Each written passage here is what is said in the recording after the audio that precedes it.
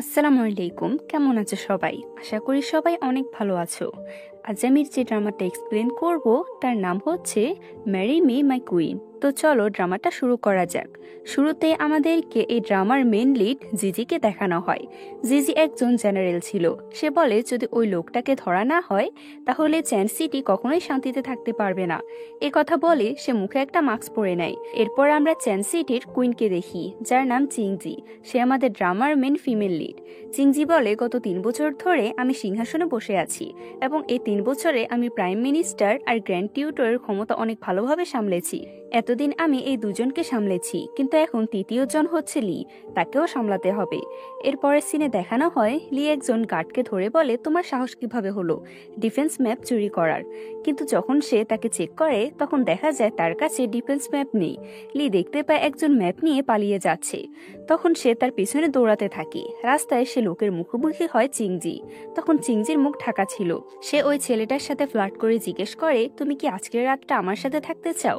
ছেলেটি বলে দূরে থাকো, আমার রাস্তা ছেড়ে দাও। চিংজি বলে এ তো একদমই আমার টাইপের ছেলে। চিংজি তার কনকুবাইন ফিরানকে বলে তাড়াতাড়ি এ ছেলেটিকে আমার জন্য ধরে আনো। কিন্তু ছেলেটি উল্টো চিংজির মুখের কাপড়টা সরিয়ে দেয়। তাকে দেখে সবাই বলতে থাকে রানী চলে এসেছে। চিংজি সবার থেকে পালিয়ে তার ক্যারেজের দিকে চলে যায়, যেখানে ফিরান আগে ওই ছেলেটিকে ক্যারেজে তুলে দিয়েছিল। আর ঠিক তখনই লি এসে চিংজিকে খুবই স্টাইলের সাথে ক্যারেজ থেকে নামায় আর ক্যারেজটি নিয়ে পালিয়ে যায়। চিংজি বলে কার এত বড় সাহস যে আমার লোককে কিডন্যাপ করছে, এ লোকটা কে? পরের দৃশ্যে দেখা যায় সেই লোকটি লিকে বলছিল তুমি আমাকে যতই টর্চার করো আমি তোমাকে কখনোই ডিফেন্স ম্যাপ সম্পর্কে কিছুই বলবো না। লি গার্ডকে আদেশ দেয় ওকে কারাগারে নিয়ে যাওয়ার জন্য। তারপর সে তার অ্যাসিস্ট্যান্ট শিয়াংকে বলে আজকে এই লোকটি যাদের সাথে দেখা করেছে তাদের সবাইকে জিজ্ঞাসাবাদ করো। অপরদিকে আমাদের চিংজিকে দেখানো হয় সে তখন তার কনকুবাইনের সাথে নাচ গান উপভোগ করছিল। ফিরান তাকে জিজ্ঞেস করে ওই মুখোশ পরা লোকটা কে ছিল। তখন চিংজি লিয়ের সিল দেখিয়ে বলে যখন সে আমাকে নিচে নামাচ্ছিল তখন আমি তার পকেট থেকে এটা চুরি করেছি। লি ফিরে এসেছে এবং সে আগের থেকে অনেক বেশি শক্তিশালী। সে আমার লোককে ধরে নিয়ে গিয়েছে। সে কি আমার কাছ থেকে প্রতিশোধ নিতে চায়? ঠিক তখনই প্রধানমন্ত্রী চলে আসে। সে বলে লি শহরে চলে এসেছে আর তুমি এখনো ছেলেদের সঙ্গে আনন্দে মেতে আছো। প্রধানমন্ত্রী সেখানে থাকা ছেলেদেরকে সেখান থেকে চলে যেতে বলে। সবাই চলে যাওয়ার পর প্রধানমন্ত্রী বলে লি গত 3 বছর ধরে সীমান্তে ছিল আর এ সময় সে 1.5 লক্ষ সৈন্য নিজের দলে টেনে নিয়েছে। এখন সে তোমার সিংহাসন দখল করতে এসেছে। চিংজি বলে লি যদি আমাকে হত্যা করে সিংহাসন নিতে চায় তাহলে তো আপনার আমার পাশে থাকা উচিত। প্রধানমন্ত্রী বলে আমাদের এখন কিছু রিস্ক পদক্ষেপ নিতে হবে। চিংজি মনে মনে বলে এ লোক তো আমার হাতে রক্ত লাগাতে চায় যাতে সে পরে সব দোষ আমার ঘাড়ে চাপিয়ে সিংহাসন নিজের করে নিতে পারে। সে প্রধানমন্ত্রীকে নিজের একটা সিল দিয়ে বলে আমি তো কিছু করতে পারি না, তাই এখন আপনাকে সবকিছু করতে হবে। প্রধানমন্ত্রী চলে যাওয়ার পর ফিরান বলে আপনি তো লি আর প্রধানমন্ত্রীর মধ্যে লড়াই বাঁধাতে চাইছেন। চিংজি বলে তুমি ঠিক ধরেছ। তারপর সে ভাবে এ সবার সিংহাসনের পিছনে পড়ে আছে, আমিও দেখে নেব এরা কি কি করতে পারে। ফিরান জিজ্ঞেস করে আসলে এ লিয়ের ব্যাপারটা কি? চিংজি বলে 3 বছর আগে যখন আমার বাবার মৃত্যু হয় তখন প্রতিবেশী দেশ আমাদের উপর আক্রমণ করে। প্রধানমন্ত্রী আমাকে বলে আমি যেন লিকে বাধ্য করি সে সীমান্তে গিয়ে যুদ্ধ করার জন্য। আমি একদম তাই করেছিলাম। তখন লি বলেছিল আমি 3 বছর পর ফিরে আসব। তখন আপনাকে আমার একটি ইচ্ছে পূরণ করতে হবে। এই 3 বছরে আমি ভাবতে থাকলাম সে আসার পর আমার কাছে কি চাইবে। ঠিক তখনই সেখানে লি হাজির হয়। তাকে দেখে চিংজি অনেক বেশি চমকে যায় আর ভাবতে থাকে সে তো এখনো বেঁচে আছে, তাহলে কি সে কি আমাকে মারতে এসেছে? এসব ভাবতে ভাবতে সে পড়ে যাচ্ছিল, কিন্তু লি তাকে ধরে ফেলে। চিংজি বলে তুমি এখনো মরনি। পরবর্তীতে সে আবার নিজের কথা ঘুরিয়ে বলে না, আমি বলতে চাইছিলাম আমাদের একে অপরের সাথে অনেক দিন হলো দেখা হয়েছে। লি বলে আপনি কি আমাকে দেখতে এসেছিলেন নাকি আমাকে মারার পরিকল্পনা করছিলেন? কারণ আমি শহরে ঢুকতেই কিছু হত্যাকারী আমার উপর আক্রমণ করেছিল। আমি যখন তাদেরকে জিজ্ঞেস করলাম তখন তারা বলেছিল এই সিলের মালিকই আমাদেরকে আদেশ দিয়েছিল। চিংজি এটা শুনে অনেক বেশি অবাক হয়, কিন্তু নিজেকে কন্ট্রোল করে বলে তুমি সেই লোকগুলোকে জিজ্ঞাসাবাদ করো, ভালো করেছো। আমি তোমাকে এর বদলে কিছু দিতে চাই। লি বলে আমার কিছু চাই না, আমি 3 বছর আগে আপনার কাছ থেকে একটা কথা নিয়েছিলাম, আজ সেটা পূরণ করতে হবে। লি তখন তার উইশ বলে, সেটা হচ্ছে সে রানীকে বিয়ে করবে। চিংজি অবাক হয়ে বলে আমি কিভাবে তোমাকে নিজের হাজবেন্ড বানাতে পারবো? ফিরান বলে আপনি কি তাকে এখানে রাখবেন? চিংজি ভাবে যদি লিয়ের সঙ্গে আমার বিয়ে হয় তাহলে সে তো রাজা হয়ে যাবে, আর তখন যদি সে আমাকে মেরে ফেলে তাহলে সিংহাসন তারই হয়ে যাবে, কারণ সে রাজা, তার মানে পুরো প্ল্যান সে করে এসেছে। ফিরান বলে আমি অ্যান্টিডোট বানাতে এক্সপার্ট আছি, আপনি চাইলে আমি তাকে পয়জন দিয়ে সরিয়ে দিতে পারি। চিংজি বলে এটা করা একদমই বোকামি হবে, আমি তাকে বিয়ে করব। এরপর ফেরান গ্র্যান্ড টিউটরের সাথে দেখা করতে যায়। গ্র্যান্ড টিউটর তাকে বলে লিকে রানী থেকে দূরে রাখতে হবে। এতটুকু বলেই সে ফেরানকে একটা বিশেষ শিশি দেয়। এদিকে চিংজি বিয়ের পোশাক নিয়ে লির কাছে গিয়েছিল। সেই পোশাকে সে বিষাক্ত সূচ লুকিয়ে রেখেছিল, কিন্তু লি সঙ্গে সঙ্গে ধরে ফেলে। তাই সে নিজেকে দূরে সরিয়ে নেয় আর সূচগুলো চিংজির শরীরে ঢুকিয়ে দেয়। লি বলে এই বিষয়টা নিয়ে এত ঘাবড়ানোর প্রয়োজন নেই। বিষাক্ত সূচ ঢোকার কারণে চিংজি হাসতে থাকে। ফেরান এসে তাকে জিজ্ঞেস করে আমি যে বিষটা দিয়েছিলাম সেটা কোন টাইপের ছিল। চিংজি বলে এটা ছিল হাসির পয়জন। আমি তাকে এরকম একটা বিষ দিতে চেয়েছিলাম যাতে সে বিয়ের সময় শুধু হাসতে থাকে আর সবার সামনে অনেক অপমানিত হয়। চিংজি ফেরানকে বলে তাড়াতাড়ি যাও, কোথাও থেকে আমার জন্য অ্যান্টিডোট নিয়ে আসো। এরপরের সিনে দেখানো হয় এই দুইজনের বিয়ে একদমই শান্তিপূর্ণভাবে আর রিচুয়ালের সঙ্গে সম্পূর্ণ হয়। বিয়ের রাতে ফেরান লিকে ওয়াইন সার্ভ করে। ওয়াইন খাওয়ার পর লি সেখানে অজ্ঞান হয়ে যায়। কিছুক্ষণ পরে সেখানে চিংজি আসে আর দেখতে পায় এখানে একটা চিরকুট আছে যেখানে লেখা জেনারেল কিডন্যাপ হয়ে গিয়েছে। আসলে এই কিডন্যাপিং চিংজি নিজেই করিয়েছিল, কিন্তু যখন তার লোকেরা লিকে নিয়ে যাচ্ছিল তখন একটা তৃতীয় ব্যক্তি এসে লিকে নিয়ে পালিয়ে যায়। এরপরের সিনে দেখানো হয় লিজি খুব কাঁদছিল। সে বলছিল আমার বর তো বিয়ের রাতে কিডন্যাপ হয়ে গিয়েছে, আমি এখন কি করব? তাকে কোথাও খুঁজে পাচ্ছি না। প্রাইম মিনিস্টার আর গ্র্যান্ড টিউটর সামনে এসে বলে ফেরানো কাল রাত থেকে নিখোঁজ। চিংজি এটা শুনে অবাক হয়। এই দুইজন নিজেদের মধ্যে ঝগড়া শুরু করে। প্রাইম মিনিস্টার বলছিল এসব কিছু সে করেছে, আর গ্র্যান্ড টিউটর বলছিল না এসব কিছু তুমি করেছো। চিংজি ভাবে এরা দুজন ছাড়াও কি কেউ আছে যে আমার মেড আর আমার হাজবেন্ড দুটোকেই কিডন্যাপ করেছে। প্রাইম মিনিস্টার আর গ্র্যান্ড টিউটর সেখান থেকে চলে যায় নিজেদের মধ্যে ঝগড়া করার জন্য। তাদের চলে যাওয়ার পর ফেরান এসে বলে আমি আপনার সঙ্গে জরুরি কথা বলতে চাই। চিংজি বলে চুপ করো, এখানে তোমার উপরেই লিয়ের কিডন্যাপিং এর অভিযোগ আছে। ফেরান বলে গ্র্যান্ড টিউটর আমায় বিষ দিয়েছিল, সে বলছিল লিকে মেরে ফেলতে, কিন্তু আমি তা করিনি। চিংজি বলে ভালো করেছো। ফেরান বলে আমি জানতাম পরে সব দোষ আপনার ঘাড়ে যাবে, তাই আমি একাই সব রিস্ক নিয়েছি। এরপর সেখানে প্রাইম মিনিস্টার এসে বলে কিডন্যাপারটাকে পেয়ে গিয়েছি। চিংজি ভাবে এই নতুন কিডন্যাপারটা আবার কি। সে বলে যত টাকা চাই আমি দিয়ে দেব। প্রাইম মিনিস্টার বলে 10,000 গোল্ডেল। এটা শুনে চিংজি অবাক হয়ে যায়, এত টাকা সে কোথায় পাবে? চিংজি তখন প্রাইম মিনিস্টার আর গ্র্যান্ড টিউটরের কাছে ঋণ চায়। প্রাইম মিনিস্টার বলে এই টাকা আপনাকে কিডন্যাপারদের হাতে দিয়ে আসতে হবে। চিংজি ভাবে এই বুড়ো আমাকে ফাঁদে ফেলতে চায়, কিন্তু আমার তো আর কোনো উপায় নেই, তাই আমি ওদেরকে সামলাবো। যাই হোক, যখন চিংজি টাকা পেয়ে যায় তখন সে সেগুলোর উপর একটা স্পেশাল পাউডার ছড়িয়ে দেয়। তারপর সে কিডন্যাপারদের কাছে যায়। সামনে থেকে মুখে মাস্ক পরে লি আসে। চিংজি ভাবে এটা তো লি, তাহলে কি লি নিজেই নিজেকে কিডন্যাপ করিয়েছে? ওর মাথায় কি চলছে কে জানে। চিংজি তার সামনে টাকা ছুঁড়ে ফেলে আর বলে এখন লিকে ছেড়ে দাও। লি বলে তুমি তাকে ঠিকই ফিরে পাবে। চিংজি বলে লির যদি কিছু হয় তাহলে আমি তোমাকে টুকরো টুকরো করে ফেলবো। লি বলে আমি জানতাম না তুমি তোমার হাজবেন্ডের প্রতি এতটা লয়াল। চিংজি বলে হ্যাঁ, ও তো আমার রাজ্যের হিরো। কিন্তু ঠিক তখনই লি যখন টাকা নিতে আসে তখন সে চিংজির পাদে পা দিয়ে ফেলে। চিংজি বলে এবার আমিও দেখবো তুমি কেমন দেখতে। ঠিক তখনই একজন আক্রমণকারী চিংজির উপর হামলা করে দেয়। লি বলে তুমি আমাকে আরো টাকা দাও, আমি তোমার প্রিয় মানুষটিকে বাঁচাবো। চিংজি বলে তুমি যাও, আমি তোমার কথায় কোনো পাত্তা দিচ্ছি না। আক্রমণকারী যখন চিংজিকে মারতে আসে তখন লি নিজেকে ছাড়িয়ে নিয়ে সে আক্রমণকারীর 12টা বাজিয়ে দেয়। লি যেহেতু একজন জেনারেল ছিল তাই এসব তো তার বাঁ হাতের খেলা, কিন্তু সে খেয়াল করে দেখে চিংজি তো নিজের পাদে নিজে পা দিয়ে ফেলেছে। এখানেই সিন কাট হয়। এরপরে সিনে আমাদের দেখানো হয় লি গোসল করছিল। চিংজি যখন জ্ঞান ফিরে তখন সে চিৎকার করতে থাকে। লি বলে চিৎকার করে কোনো লাভ নেই, এখানে তোমাকে বাঁচাতে কেউ আসবে না। চিংজি খুব রেগে যায় আর সে তাকে মারতে চায়, কিন্তু লি তার চোখ ঢেকে দেয় যাতে সে তার মুখ দেখতে না পারে। আর এই অবস্থাতেই তারা একে অপরের খুব ক্লোজে চলে আসে আর অ্যাক্সিডেন্টলি তাদের দুজনের মধ্যে কিস হয়ে যায়। চিংজি লিকে বলে তুমি যদি আমাকে মারতে চাও তাহলে এসব নাটক করে কি লাভ, সোজাসুজি আমাকে মেরে ফেলো। লি বলে আমি তোমাকে তখনই মারবো যখন আমার দরকারি জিনিসটা আমি পেয়ে যাব। চিংজি বলে তুমি কি চাও, টাকা না আমার গদি না আমার শরীর? লি বলে স্বপ্ন দেখা বন্ধ করো। চিংজি বলে আমি জানি তুমি লিকে মারোনি, কারণ তোমাকে দেখতে ভালো মানুষ মনে হয়। চিংজি আরো বলে লির কাছে এখন 5 থেকে 8 লক্ষ সৈন্য আছে, আর সে এখন আপ টু ফরচুনান সিটির পাওয়ারফুল মানুষ হয়ে গিয়েছে। তাহলে বলো তুমি কার পাশে আছো? আমি জানি তোমাকে কেউ কন্ট্রোল করছে, সেটা প্রাইম মিনিস্টার গ্র্যান্ড টিউটর নাকি লি নিজেই। আসলে চিংজি নিশ্চিত ছিল না যে এটা লি কিনা। প্রথমবার লিকে দেখে সে শুধুমাত্র তাকে সন্দেহ করেছিল, তবে এখন তার লি এর প্রতি সে সন্দেহ আর নেই। লি বলে তুমি একটু বেশি ভাবছো। চিংজি আস্তে আস্তে এগিয়ে যাচ্ছিল, হঠাৎ তার পা পিছলে যায় আর ওদের মধ্যে আবারও অ্যাক্সিডেন্টলি কিস হয়ে যায়। চিংজি বলে তাহলে আমরা শুরু করে দিই। লি তখন তার থেকে দূরে সরে যায় আর বলে তুমি যদি আর কিছু বলো তাহলে আমি তোমার জিভ কেটে ফেলবো। চিংজি লি এর মুখোশ খুলতে চায় যাতে সে তাকে এক্সপোজ করতে পারে, কিন্তু লি আগেই ঘরের আলো নিভিয়ে দেয় আর এরপর সে চিংজিকে চলে যেতে দেয়। চিংজি যখন প্যালেসের দিকে ফিরছিল তখন সে দেখে ফেরান কিছু লোককে বেঁধে রেখেছে। সে প্রাইম মিনিস্টার আর গ্র্যান্ড টিউটরকে জিজ্ঞেস করে এসব কি হচ্ছে। শিয়াং বলে আমি সব বলছি। সেদিন লি এর জায়গায় ফেরানকে কিডন্যাপ করা হয়েছিল, কিন্তু যখন হামলাকারীরা দেখে সে জেনারেল নয় তখন ফেরানকে ছেড়ে দেয়। চিংজি জিজ্ঞেস করে তাহলে লিকে কে কিডন্যাপ করেছে। শিয়াং বলে গ্র্যান্ড টিউটর। সে তো লিকে মারার জন্য কিছু অ্যাসোসিয়েশন হায়ার করেছিল। শিয়াং কিছু প্রমাণও দেখায়। প্রাইম মিনিস্টার বলে এ সকল প্রমাণের জন্য আমি চাই আপনি তাকে শাস্তি দিন। গ্র্যান্ড টিউটর বলে কুইন, আমি আপনার কতটা বিশ্বস্ত সেটা আপনি নিজেই জানেন। চিংজি বলে তারপরও আপনি ভুল করেছেন।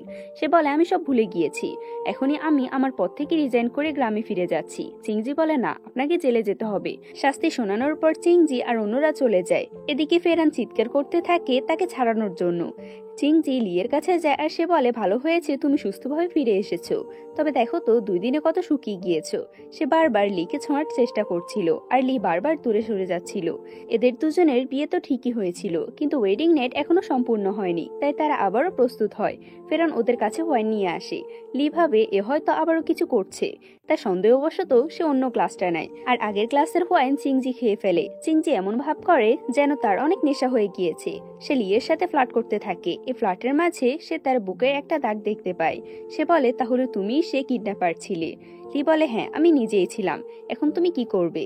চিংজি কিছু একটা বুঝে ফেরানকে চিৎকার করে ডাকতে যায়। লি তাকে আস্তে করে বলে শুধু ফেরান আর গ্র্যান্ড টিউটর না, এখানে আরো একজনও জড়িত ছিল। এই কথা শুনে চিংজি অনেক অবাক হয়ে যায়। পরে সিনে দেখা যায় লি চিংজিকে বেঁধে রেখেছে।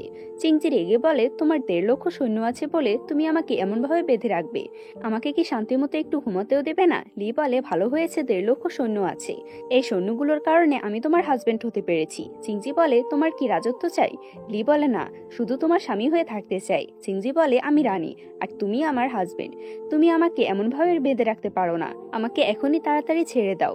লি তাকে না করে দেয়। চিংজি তখন অনেক ইমোশনাল হয়ে বলে লি আমি আর তোমার সাথে ফ্লার্ট করব না, প্লিজ আমাকে ছেড়ে দাও। পরদিন সকালে দেখা যায় তারা ঘুমিয়ে আছে। লি তখন চিংজিকে দেখে অনেক লজ্জা পেয়ে যায়, তাড়াতাড়ি চিংজির থেকে দূরে সরে যায়। চিংজি মুচকি হেসে বলে তুমি কি প্রথমবার এসব এক্সপেরিয়েন্স করছো? কোনো ব্যাপার না, আমি তোমাকে ধীরে ধীরে সব শিখাবো। লি তখন চিংজিকে জড়িয়ে ধরে বলে এটা তো সময় বলে দেবে কে কার আসল শিক্ষক। পরের সিনে দেখা যায় চিংজি প্রাসাদে ছিল। ফেরান তার কাছে আসে আর তাকে বলে রাজা আপনাকে ফুল দেখাতে ডাকছে।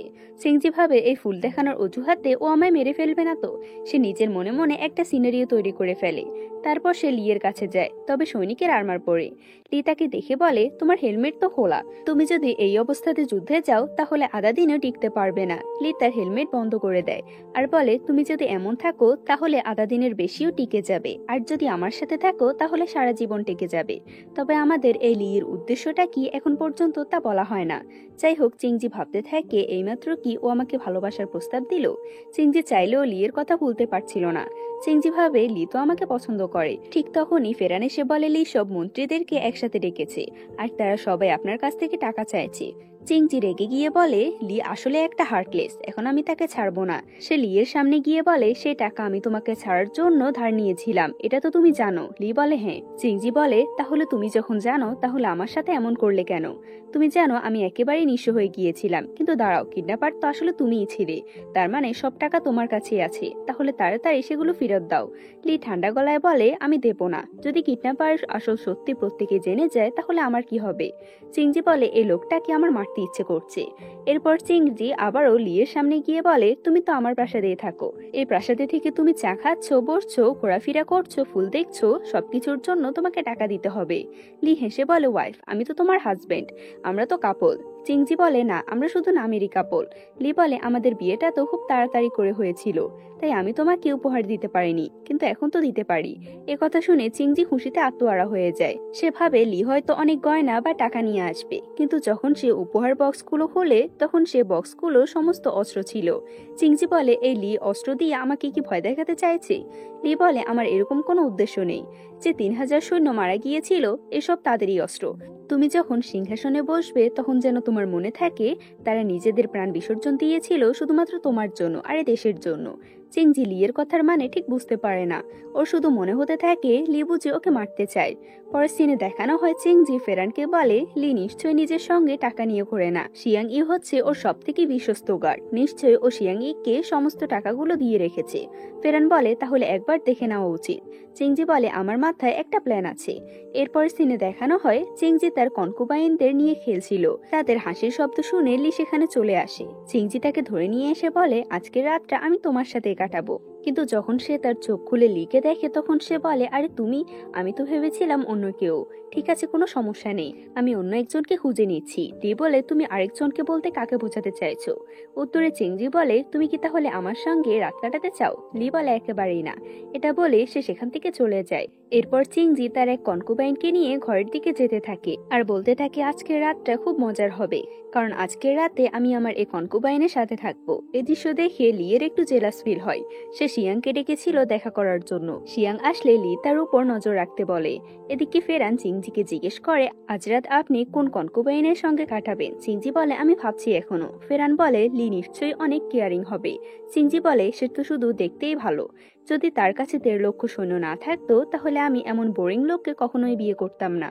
আমার মনে হয় ওর কিছু প্রবলেম আছে, ওর মনে হয় শারীরিক কোনো সমস্যা আছে, যেটা সে কাউকে বলতে পারছে না। এটা শুনে ফেরান হাসতে থাকে। লিয়ের অপমান শুনে শিয়াং সহ্য করতে পারে না, তাই সে রেগে চিংজিকে মারতে আসে। কিন্তু লি তার মাঝখানে চলে আসে আর তাকে থামিয়ে দেয়। চিংজি বলে, তুমি কি আমাকে মারতে চাও? এ কাজের জন্য তোমাকে শাস্তি পেতে হবে। শিয়াং আবারও লিকে বলে, জেনারেল, আপনি এরকম একটা মেয়েকে কিভাবে বিয়ে করলেন? এখন তো আপনি রাজা, আমি চাইলে ওকে মেরে ফেলতে পারি। এই পুরো দোষটা আমি নিজের ঘাড়ে নিয়ে নেব। চিংজি বলে, ও মনে হয় আমাকে মারতে চাইছি। কথা বলে চিংজি ভয়ে সেখান থেকে চলে যায়। লি শিয়াংকে নিজের ঘরে নিয়ে যায় আর তাকে ধীরে ধীরে বলতে থাকে, এই 3 বছর আমরা একসাথে যুদ্ধ করেছি। তুমি তো জানোই সেই দিনগুলো কেমন ছিল। 3 লাখ সৈন্য মারা গিয়েছিল। আমরা কি এই দিনগুলো দেখার জন্য এসব করেছি নাকি?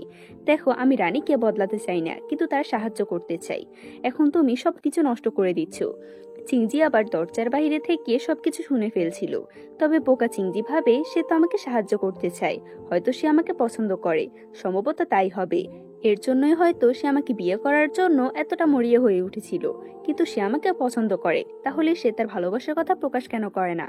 এসব বলে সে নিজে নিজে লজ্জা পাচ্ছিল। ঠিক তখনই লি তার কাছে এসে বলে, তুমি শিয়াংকে ছেড়ে দাও, তার বদলে তুমি যা বলবে আমি তাই করতে রাজি আছি।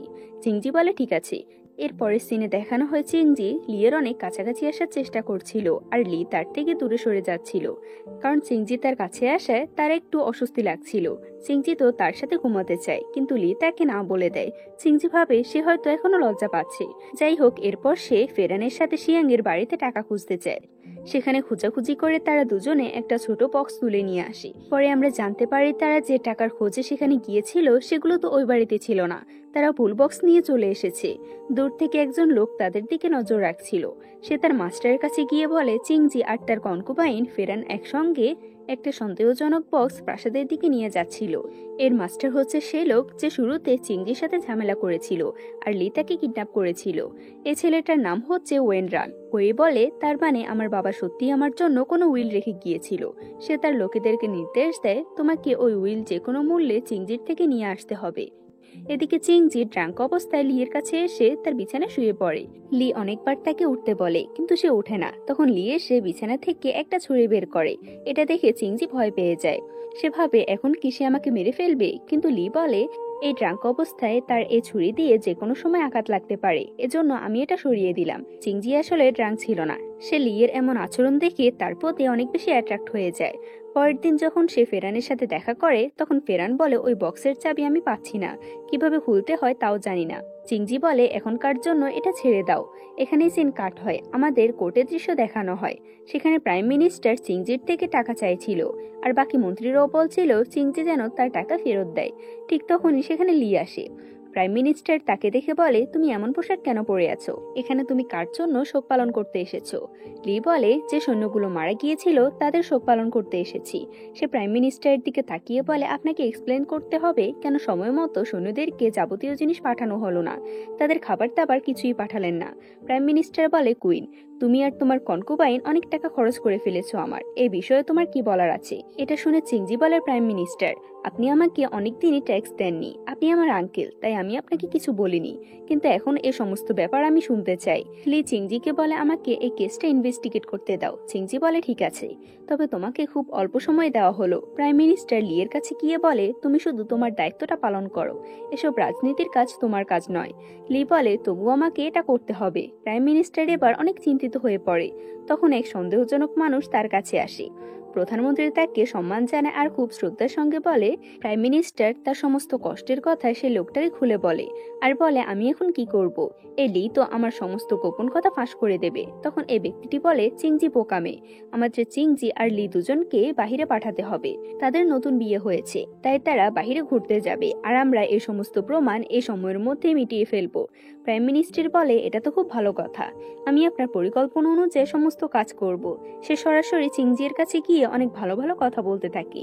প্রাইম মিনিস্টার বলে তুমি তো অনেক ভালো কুইন, তুমি যখন থেকে এ রাজ্য শাসন করেছো তখন এ রাজ্যে অনেক শান্তি ফিরে এসেছে, তুমি অনেক কাজ করেছো, এখন তোমার বিশ্রাম করার সময়।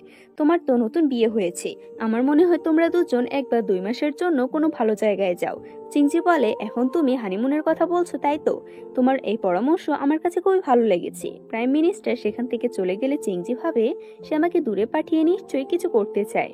চিংজি লিয়ের কাছে গিয়ে বলে আমার আঙ্কেল আমার কাছে এসে এই প্ল্যানটা বলেছে আমাদের দুজনকে বাহিরে যেতে, আমার এই আইডিয়া খুব ভালো লেগেছে, আর তোমার কি মনে হয়? লি রাজি না হলে চিংজি তার পেছনে লেগে থাকে। সে বারবার বলতে থাকে তোমার সঙ্গে আমার বাহিরে যেতে হবে। লি বলে তুমি এতটা জেদ করছো যখন, তখন ঠিক আছে আমি তোমার সাথে যাব, কিন্তু আমি এখানে ডিফেন্স ম্যাপ খুঁজছি কারণ সেটা চুরি হয়ে গিয়েছে, সেটা খুঁজে পেলে আমি তোমার সাথে যাব। চিংজি বলে আমার এই বিষয়ে কিছু জ্ঞান আছে, আমি তোমাকে সাহায্য করব। এ বলে সে অনেক ম্যাপ নিয়ে আসে। লি যখন ম্যাপগুলো খুলে দেখে তখন সে দেখে তার মধ্যে হ্যান্ডসাম ছেলেদের বডির ছবি আছে। লি বলে তুমি এসব কিছু দেখো? চিংজি বলে আমি তোমাকে সবকিছু বুঝিয়ে দেব। আসলে চিংজি ভাবছিল লি যেহেতু অসুস্থ তাই সে তার সাথে না যাওয়ার জন্য এত কিছু বাহানা করছে, তবে লি তাকে বলে এর কোনো প্রয়োজন নেই। পরের সিনে দেখানো হয় লি কোথাও একটা যাচ্ছিল। চিংজি আর ফেরান দুজনে তার পিছন পিছন যায়। লি শিয়াং এর কাছে যায়। শিয়াং বলে আপনি যা বলেছিলেন আমি ঠিক মতোই করেছি, আমরা ওই লোকটিকে নজরদারিতে রেখেছি, সে ব্যক্তি প্রাইম মিনিস্টারের মেনশনে ঢুকে পড়েছে। আমরা যখন তাকে ফলো করছিলাম তখন প্রাইম মিনিস্টারের মেনশন থেকে কিছু তীর ছোড়া হয় যা আমাদের সৈন্যদের আঘাত করেছে, তবে ভাগ্যক্রমে কেউ মারা যায়নি। লি 3 জন আহত সৈন্যকে নিয়ে যাচ্ছিল। এখন প্রাইম মিনিস্টারের মেনশনে যে হামলা হয়েছিল তার কারণে গেটের সামনে হইচই পড়ে গিয়েছিল। লি আর শিয়াং ভাবছিল আমরা যদি এই অবস্থায় ওই 3 জনকে নিয়ে যাই তাহলে আমরা ধরা পড়ব, সবাই জানতে পারবে যে প্রাইম মিনিস্টারের উপর হামলা আমাদের লোক করেছে। ঠিক তখনই প্রাইম মিনিস্টারের গার্ডরা তাদেরকে দেখে ফেলে। তারা ধরা দিতে যাচ্ছিল তখন সেখানে চিংজি এসে উপস্থিত হয়। চিংজি লিয়ের 3 জন গার্ডকে দেখে বলে আমার এই লোকগুলোর প্রয়োজন। প্রাইম মিনিস্টারের লোকেরা বলে কিন্তু এই লোকগুলো তো প্রাইম মিনিস্টারের উপর হামলা করেছিল। চিংজি বলে তোমরা কি আমার বিরুদ্ধে ষড়যন্ত্র করতে চাও? যদি আমাকে থামাও তাহলে এর পরিণতি খুবই ভয়ঙ্কর হবে। প্রাইম মিনিস্টারের লোক বলে একজন তো প্রায় মারা যাওয়ার পথে, তাও তোমার এদেরকে দরকার। চিংজি বলে হ্যাঁ, আমি তাদের খুব পছন্দ করি, ওরা বেশ ভালো মানুষ। চিংজি তাদেরকে প্রশ্ন করে তুমি কখন থেকে বকবক করছো, তোমার এত সাহস হলো কিভাবে? সেই গার্ড ভয় পেয়ে যায় আর তাকে ক্ষমা করে দিতে বলে। এরপর চিংজি লিকে নিয়ে গাড়িতে উঠে আর তারা সেখান থেকে চলে যায়। লি চিংজিকে জিজ্ঞেস করে তুমি হঠাৎ এখানে কিভাবে এসে পড়লে? চিংজি বলে দেখো আমি তোমাকে ফলো করছিলাম না, আমি শুধু হানিমুনের পথটা পরীক্ষা করতে চেয়েছিলাম। ঠিক তখনই আমি তোমাকে দেখতে পেলাম, তুমি প্রাইম মিনিস্টারের বিরুদ্ধে চলে গিয়েছো, আমি তোমাকে সে ব্যাপারে কোনো প্রশ্ন করতে চাই না। লি কিছু বলতে চাইলে চিংজি বলে যাই হোক, আমাকে তোমার ধন্যবাদ দেওয়ার প্রয়োজন নেই, তোমাকে ওয়েলকাম। অন্যদিকে প্রাইম মিনিস্টার খুব রেগে গিয়েছিল আর বলছিল আজ যদি তোমরা লিকে ধরে ফেলতে পারতে তাহলে মাঝপথে চিংজি এসে আমার সমস্ত পরিকল্পনাগুলো নষ্ট করে দিত না। তারপর সে ব্যক্তি বলে এই চিংজি আর লি দুজনে শহরের বাইরে, এটাই সুযোগ তাদেরকে মারার জন্য। এখানে আমরা জানতে পারি এই প্রাইম মিনিস্টারের নতুন মাস্টার হচ্ছে ওয়ে। যাই হোক, আমাদের ফেরানকে দেখানো হয়। ফেরান বলে তোমরা হানিমুনে যাচ্ছ, তাই আমি সবকিছু প্রস্তুত করে রেখেছি। সে একটা পাউডার দেখায় আর বলে এটা আমি রিসেন্টলি তৈরি করেছি। চিংজি বলে আমি এই ট্রিপের সময় এটা ব্যবহার করব। তারপর তারা হানিমুনের জন্য চলে যায়। গ্যারেজে বসে চিংজি নিজের মনে মনে ভাবতে থাকে লিকে নিজের নিয়ন্ত্রণে নিয়ে আসবো। এই চিন্তা করে সে মনে মনে হাসতে থাকে। হঠাৎ গাড়িতে ব্রেক দেওয়ায় চিংজি লিয়ের উপর পড়ে যায়, কিন্তু লিস তার থেকে দূরে সরে যায়। লি তাকে জিজ্ঞেস করে তোমার হাতে কি আছে। সে এই পাউডারটা খুলে দেখে, আর দুর্ভাগ্যবশত এই পাউডারটা ছিটকে গিয়ে ফেরানের উপর পড়ে। ফেরান বলে গাড়িতে কোনো সমস্যা হয়েছে, তোমরা নিচে নামো। এরপরের সিনে দেখানো হয় ফেরান আর লি দুজনে গাড়িটা ঠেলা দিচ্ছিল। হঠাৎ করে ঘোড়াগুলো দৌড়ানো শুরু করে। চিংজি ঘোড়াগুলোকে নিয়ন্ত্রণ করার চেষ্টা করছিল, কিন্তু সে পেরে ওঠে না। সঠিক সময় লি এসে তাকে বাঁচিয়ে নেয়, আর বেচারা ফেরান সেখানে একা দাঁড়িয়ে থাকে। তখন শিয়ান তার কাছে আসে। লি চিংজিকে নিয়ে গাড়িতে উঠে, আর তারা সেখান থেকে চলে যায়। চিংজি আর লি একটা ভাঙাচোরা ঘরে এসে সে রাতে আশ্রয় নেয়। সব সময়ের মতো চিংজি ভাবতে থাকে লি আমাকে এখানে কেন নিয়ে আসলো। সে নিশ্চয়ই আমার সাথে কোনো রোমান্স করতে চায়, তাই হয়তো আমাকে এরকম একটা জায়গায় নিয়ে এসেছে। এসব ভেবে সে যখন লিয়ের দিকে এগিয়ে যায়, তখন লি তার থেকে দূরে সরে যায়। অন্যদিকে আমাদের ফিরান আর শিয়াংকে দেখানো হয়। তারাও একটা গুহার মতো জায়গায় আশ্রয় নিয়েছিল। শিয়াং বলে তোমরা আমাদের পিছু করতে করতে এতদূর পর্যন্ত চলে এসেছো। ফিরান বলে আগে তুমি বলো কুইনের সমস্ত সৈন্যরা কোথায়, তুমি কি তাদেরকে মেরে ফেলেছো? তখন অ্যাক্সিডেন্টলি সে পাউডারটা শিয়াং এর উপর এসে পড়ে। এই পাউডারের কারণে তাদের মধ্যে একে অপরের প্রতি অনুভূতি বাড়তে থাকে, আর নিজেদের নিয়ন্ত্রণ করতে পারে না, আর একে অপরকে কিস করে। অন্যদিকে যাদের জন্য এসব ব্যবস্থা, তারা দুজনে বেশ স্বাভাবিক ছিল। চিংজি লিয়ের কাছাকাছি আসার চেষ্টা করছিল, কিন্তু লি তাকে দূরে সরিয়ে দিচ্ছিল। আমাদের পরদিন সকালের দৃশ্য দেখানো হয়। শিয়াং ঘুম থেকে উঠে বলে ফিরান কোথায় চলে গিয়েছিল, সে এখনো ফিরে আসেনি কেন। এদিকে ফিরান কাঁদতে কাঁদতে বলে আমার সম্মানহানি হয়ে গিয়েছে, এখন আমি কি করব। শিয়াং বলে এতটা মন খারাপ করার প্রয়োজন নেই, এটাকে ওয়ান নাইট স্ট্যান্ড ভেবে ভুলে যাও। ফিরান বলে তোমার জন্য এটা বলা সহজ, কিন্তু আমার জন্য না। শিয়াং বলে একটা দুর্ঘটনা ভাবে এটাকে, আর এটা ভুলে যাও। এই গুহার ভিতরে আমরা দুজনেই ছিলাম, তাই আমাদের এই ঘটনার বাহিরে কেউ জানতে পারবে না। ফিরান কাঁদতে কাঁদতে বলে আমার কুমারিত্ব চলে গিয়েছে। শিয়াং বলে তুমি তো কুইনের কনকুবাইন, তাহলে এটা প্রথমবার কিভাবে হতে পারে। এটা শুনে ফিরান চুপ হয়ে যায়। আমাদের লিকে দেখানো হয় সে তার তলোয়ার চালানোর প্র্যাকটিস করছিল। চিংজি তাকে দেখে ভাবছিল লি আসলে অনেক বেশি সুন্দর, জানি না সে আমাকে পছন্দ করে কেন। তখন ফিরান এসে বলে তুমি কোথায় ছিলে। চিংজি বলে কাল রাতে রাস্তা ভুলে গিয়েছিলাম, তাই এখানে আশ্রয় নিয়েছি। এরপরের সিনে দেখানো হয় ফিরান ওই জঙ্গলময় জায়গাটাকে পুরোপুরি পরিষ্কার করে দেয়। চিংজি বলে তোমাকে অস্বাভাবিক দেখাচ্ছে কেন। ফিরান বলে কি অস্বাভাবিক, আমি তো অস্বাভাবিক নই, দয়া করে আমাকে ক্ষমা করে দাও, আমি তোমার প্রতি লয়াল, আমি তোমাকে কখনো ধোকা দেইনি। চিংজি বলে তুমি কিসব বাজে কথা বলছো, আমি নিজের কথা বলছি। তুমি তো বলো সবসময় লি আমাকে পছন্দ করে, কিন্তু আমি তো এমন কিছুই দেখি না। ফিরান বলে তুমি অনেক ভালো, লি অন্ধ, সে তোমাকে দেখতে পায় না। চিংজি বলে সে হয়তো আমাকে ভালোবাসার কথা বলতে চায়, তবে আমার মনে হয় সে অনেক লজ্জাবোধ করছিল।